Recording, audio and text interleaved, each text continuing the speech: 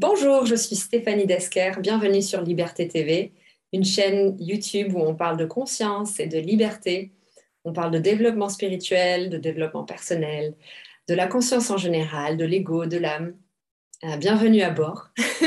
Aujourd'hui, j'ai choisi, sans le vouloir en fait, c'est venu ce matin, ce fond d'écran. J'ai trouvé ça super rigolo. Alors, je me suis dit que j'allais l'utiliser pour cette vidéo. Ça tombe bien parce que ça va permettre de prendre un petit peu de la distance, de la perspective par rapport au sujet que je vais aborder. Parce que je pense qu'il ne faut pas prendre les choses trop au sérieux parce que sinon il y a de quoi s'arracher les cheveux. Donc voilà, une petite atmosphère un peu galactique, ça s'y prête. Mais justement, pour prendre un peu de distance et pour pouvoir intégrer les informations que je vais vous partager le plus sereinement possible. Alors c'est parti, je vous mets le petit générique.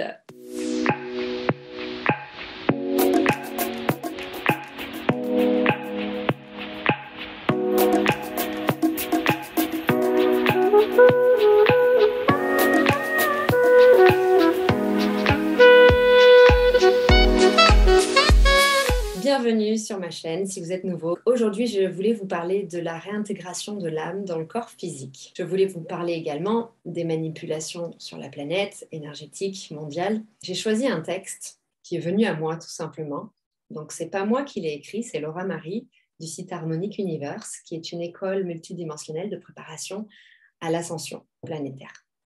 Donc, je vais vous le lire. Avant que je commence, je voulais juste vous prévenir que ça risque peut-être de déclencher en fait des réactions, des incompréhensions ou de la curiosité. Donc c'est tout à fait normal. Il y a des aspects de la vérité qui ne sont pas faciles à entendre pour nous, pour notre ego, pour nos croyances. Donc voilà, c'est juste un texte que je vous propose. Prenez ce qui résonne et laissez le reste.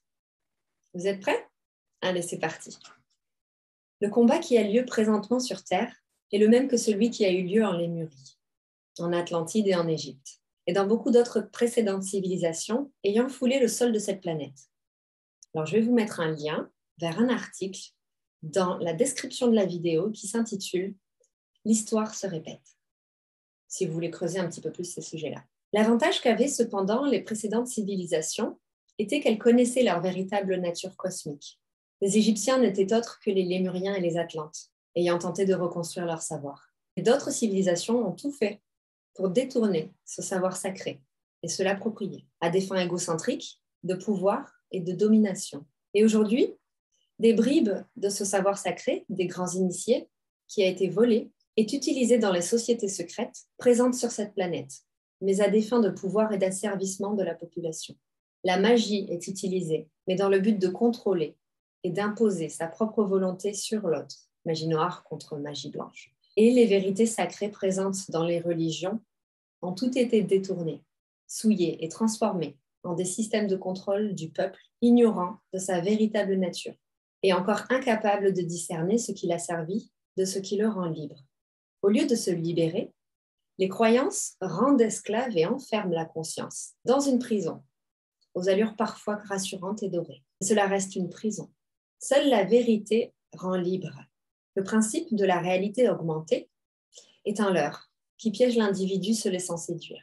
C'est également la continuité de l'agenda du transhumanisme, visant à transformer l'humain en cyborg et à le déconnecter de la vie. Je vais vous partager un article dans la description sur ce qu'est le transhumanisme. Les deux seules forces qui opèrent dans l'univers sont appelées de différentes manières. L'ombre, la lumière, Dieu, le diable, le Christ et l'antichrist, le Christ et Satan, tous expriment la même chose. Il s'agit du combat de l'antivie contre la vie. Il y a les forces qui créent, qui honorent et qui protègent la vie, et des forces qui souillent et qui détruisent la vie. Et c'est ainsi partout, dans le microcosme ainsi que dans le macrocosme, dans l'univers. À petite échelle ou à grande échelle, et ce en chaque instant, nous avons chacun le choix d'œuvrer, soit pour la vie, soit pour l'antivie. En fonction de nos choix respectifs, et ce en chaque instant, car nous faisons des choix à chaque seconde. Nous serons au service d'une force ou d'une autre. Cela a été parfaitement dépeint dans le film Star Wars. Les deux côtés de la force représentent d'un côté la force de la vie, la voie de la sagesse, ou la voie de la noirceur et de la destruction, de la domination, de l'absence d'empathie et la recherche du pouvoir. Lorsque nous ne choisissons pas délibérément pour qui nous voulons œuvrer et être au service, alors nous œuvrons indirectement pour l'antivie, pour l'ombre. Celui qui regarde un acte cruel sans agir, de quelque manière que ce soit, est alors au service du mal, puisqu'il lui permet de commettre son acte. En ce sens, la spiritualité New Age et ses distorsions a été vastement utilisée et est toujours vastement utilisée afin de rendre les individus détachés de tout et inactifs. Ainsi, ils remplissent le camp de l'ombre, convaincus d'être sur la voie de la spiritualité. Mais de quelle spiritualité s'agit-il si cette spiritualité nous demande l'indifférence? Au service de qui serait donc cette spiritualité? L'indifférence ne peut être une qualité divine. L'indifférence est le propre de l'antivie. Un être ayant fait descendre sa conscience supérieure dans son véhicule physique est incapable d'être indifférent à la destruction de la création. L'humanité va vivre une nuit noire de l'âme collective. Les indigos et starseeds vivent leur nuit noire de l'âme en général avant le reste des humains. Beaucoup se réactivent en ce moment, et ce depuis 2012. Et le processus est et sera plus rapide, car ils sont venus pour justement assister dans cette phase de nuit noire de l'âme collective et globale de la civilisation humaine, afin de l'aider à renaître à qui elle est. Même si tout le monde ne passera pas par cette étape, cela dépendra du niveau de conscience de chacun. Les indigos et starseeds devront être prêts pour guider les humains qui seront affolés quand toutes leurs illusions s'effondreront et quand le chaos extérieur ne leur permettra plus de dormir sur leur laurier ni de penser uniquement qu'à se distraire. La distraction est en réalité le fléau actuel de l'humanité. Tant qu'une âme fait autre chose que ce pourquoi elle s'est incarnée, c'est une victoire pour les forces de l'antivie, de l'anticonscience et l'anti-évolution. Et s'ils parviennent à ce résultat en faisant des compétitions ou des jeux entre humains qui les détournent de la réalité sombre qu'ils mettent en place en parallèle, alors c'est tout ce qui compte pour l'antivie. Pendant qu'un humain se préoccupe des résultats d'une course, par exemple, ou d'un match, ou d'un jeu, il est à 100% dans son identité physique terrestre, temporaire, et donc pas du tout connecté à sa conscience cosmique. Il n'est donc pas une menace pour le système et continue de servir de nourriture énergétique pour les forces obscures, existant dans d'autres dimensions, même s'il a l'impression de s'amuser et d'être heureux. Le bonheur et le réel accomplissement de l'âme sont bien différents de ceux du mental, de l'ego et de ses programmations et de ses illusions. Intégration de l'âme. Alors que faire pour faciliter le processus d'intégration de notre âme dans notre véhicule physique? La véritable définition de l'ascension n'est pas d'ascensionner quelque part, dans une autre dimension, mais en réalité de faire descendre sa conscience supérieure dans son véhicule physique, de l'intégrer et de l'intégrer dans la troisième dimension. La plupart des humains sont déconnectés de leur âme, de leur conscience supérieure, et leur véhicule n'opère qu'à partir des fonctions primaires, reproduction, survie, etc. C'est-à-dire sur la base des 3 premiers chakras, le chakra racine, le chakra sacré, le plexus solaire. Beaucoup d'humains sont bloqués au niveau du 4e chakra, le chakra du cœur. Ce qui est assez flagrant sur Terre, c'est de voir que certains humains n'ont pas de cœur. Avec de l'amour dans son cœur, il est impossible de heurter autrui. Que ce soit un humain ou un animal, tout être vivant est relié à nous par l'empathie. Et ce qui est fait à l'autre est en réalité fait à nous-mêmes. La meilleure façon de pouvoir utiliser les humains et les faire se détruire et se souiller entre eux est donc de les déconnecter de leur cœur. Pour cela, diverses techniques et programmations sont utilisées afin que la normalité soit de ne pas avoir de cœur. L'empathie et la gentillesse, ainsi que la pureté du cœur, sont vues dans la société comme étant des faiblesses. Et dans tout ce qui servira à programmer l'humain dès son plus jeune âge, tout sera mis en place afin qu'il pense lui-même que ceci est vrai. Étant bloqué à partir du chakra du cœur, l'humain ne peut ensuite débloquer ses chakras supérieurs, qui sont le chakra de la gorge, pour la communication, le chakra de l'intuition, le 3e œil, et le chakra couronne pour sa connexion divine. Ainsi, la confiance en soi dans cette société est représentée comme un homme fort, dominant, égocentrique, voire pervers et narcissique, apathique et machiste. Pour les femmes, la confiance en soi est représentée dans une hypersexualisation où le seul but de la femme est d'être désirable aux yeux d'hommes déconnectés de leur cœur, se salissant au fur et à mesure des relations avec des hommes qui ne reconnaissent jamais leur âme. La femme, ne connaissant même pas sa nature réelle, ni sa propre âme, comment pourrait-elle reconnaître les âmes en symbiose avec la sienne, les mieux appropriées pour son évolution spirituelle, dans le respect, l'égalité et l'amour? Le respect et la reconnaissance que nous recherchons chez les autres doit avant tout passer par le respect et la reconnaissance envers soi-même. La plupart des relations, et surtout aujourd'hui, car les relations entre humains ainsi que dans les couples sont de plus en plus déconnectées, sont basées sur des illusions, des programmations et utilisées pour combler nos propres schémas, nos vices et nos blessures, dues à notre absence de travail spirituel. Nous choisissons notre conjoint en fonction de son métier, de son statut, son compte en banque, son physique, son âge, son lieu d'habitation. En clair, tout ce qui n'est pas relié à l'âme, mais en tout relié à l'identité physique terrestre temporaire de l'individu. C'est la raison pour laquelle le taux de divorce n'a jamais été aussi grand aujourd'hui. Les hommes et les femmes n'ont jamais si peu su qui ils étaient. Les humains, en arrivant à l'âge adulte, ont déjà tellement tous été programmés par la télévision et par leur entourage qu'ils reproduisent sans s'en rendre compte ces mêmes schémas de déconnexion à l'autre. Au lieu de vouloir élever l'autre et le rapprocher plus du divin, on cherche à le contrôler et on contribue à le maintenir déconnecté en ne faisant pas soi-même le travail spirituel. Je vais vous ajouter un article à lire qui s'intitule « Couple et éveil spirituel, sortir des schémas destructeurs » dans la description de la vidéo.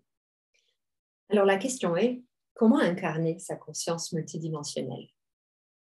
Que nous soyons indigo et starseed ou humains de la Terre, nous avons tous une conscience qui se trouve en dehors de l'espace et du temps. Cette conscience est notre moi éternel, à l'opposé de notre moi terrestre temporaire. Cette enveloppe de chair n'est pas immortelle et elle s'effacera comme toutes les autres et emportera avec elle toutes les illusions inhérentes à la réalité 3D présente lors de notre incarnation. Comme le vieux dicton le dit, tu ne l'emporteras pas au paradis. Lorsque nous sommes attachés à certaines illusions 3D, souvenons-nous toujours que nous ne les emporterons pas avec nous lorsque nous quitterons ce corps physique pour retrouver notre conscience éternelle. Nous n'emporterons pas notre maison, payée à crédit en nous privant toute notre vie.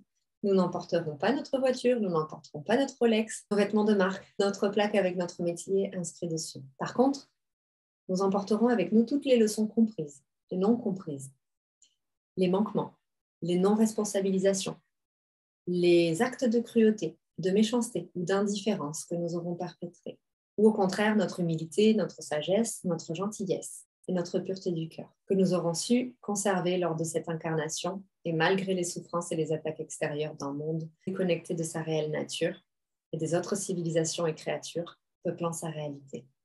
C'est en ce sens figuré que sont utilisés les termes paradis et enfer. Le paradis représente l'individu qui était connecté à son cœur et donc à son âme, à sa nature divine, et qui a donc œuvré pour le bien, le beau, la vérité, et qui sera donc en paix à sa mort, pouvant rejoindre des plans célestes supérieurs. Et l'enfer représentant l'état dans lequel l'individu qui aura péché, qui aura été au service de son ego, et donc des forces qui s'y rattachent, les démons et les entités. Chaque fois que nous faisons un choix, nous œuvrons soit pour le bien, le beau et la vérité, soit pour le mal, ce qui souille, et le mensonge.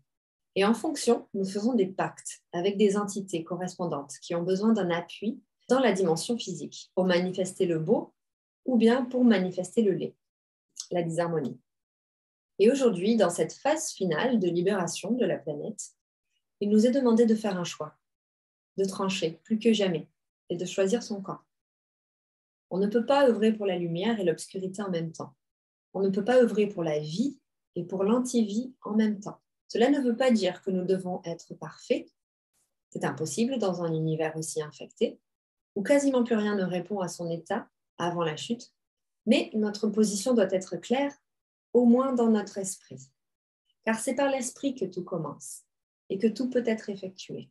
Lorsque l'humain réalisera la puissance de son esprit, alors il regrettera d'avoir utilisé tant d'années, de millénaires, à créer la disharmonie plutôt que l'harmonie, à créer le mensonge plutôt que la vérité, que ce soit consciemment ou par défaut. Nous sommes tous des créateurs en chaque instant, que nous le sachions ou non, que nous le voulions ou non, que nous y croyions ou non. L'univers se moque des croyances des égos de chacun. Il est régi par des lois universelles qui fonctionnent en tout temps et qui sont indépendantes des croyances des humains selon les époques reliées au temps. Les lois universelles sont en dehors du temps et elles sont basées sur les plus hautes qualités divines qui sont l'harmonie et l'amour. Ainsi, il faut savoir que tout ce qui n'est pas harmonie et amour amène à l'involution. Et ceux qui choisissent ce chemin sombrent peu à peu dans les méandres de l'illusion de l'ego. Certains remontent la pente après s'être perdus, tandis que d'autres, comme c'est le cas des civilisations extraterrestres et interdimensionnelles qui ont infecté la civilisation humaine et qui la manipulent, ne souhaitent pas être réhabilités. Et une intervention divine doit donc être effectuée afin que leur disharmonie et destruction cessent d'entraver la vie. C'est la raison d'incarnation des indigos starseeds, consciences extraterrestres ayant vécu sur d'autres planètes et incarnées sur Terre, et des humains de la Terre ayant atteint un niveau de maturité spirituelle suffisant, faisant qu'ils peuvent être au service des autres et non plus au service de leur ego. Les indigos starseeds et les humains, véritablement éveillés, sont les porteurs de ce vent qui vient remettre en place la vérité, la beauté, l'harmonie et la pureté, là où elle a été enlevée. Ils viennent murmurer aux oreilles des humains qu'un autre chemin est possible et leur rappeler qu'ils ont leur choix à faire et leur rappeler qu'ils ont le choix. Ils peuvent soit continuer à sombrer dans les méandres de la matrice artificielle, soit briser leur chaîne, reprendre leur propre pouvoir et prendre consciemment le chemin de la véritable ascension spirituelle, afin de maîtriser tout leur corps et d'intégrer leur conscience multidimensionnelle dans leur véhicule physique, pour ne faire plus qu'un et ne plus être dissocié ou fragmenté. Voilà, ce texte m'a beaucoup émue quand je l'ai relu. Alors je voulais vous le partager. Merci de m'avoir écouté. Merci de faire votre travail de reconnexion avec votre conscience supérieure. Pour tous ceux qui résonnent avec ces aspects-là de la vérité ou qui veulent en savoir davantage, je vous invite à rejoindre le groupe Facebook que j'ai créé, la communauté d'éveil spirituel, où on parle de temps en temps de ces choses-là, pour continuer à être informé de certains sujets. Je vous embrasse très fort. Prenez soin de vous. Restez dans la neutralité émotionnelle. Et je vous dis à bientôt pour une prochaine vidéo.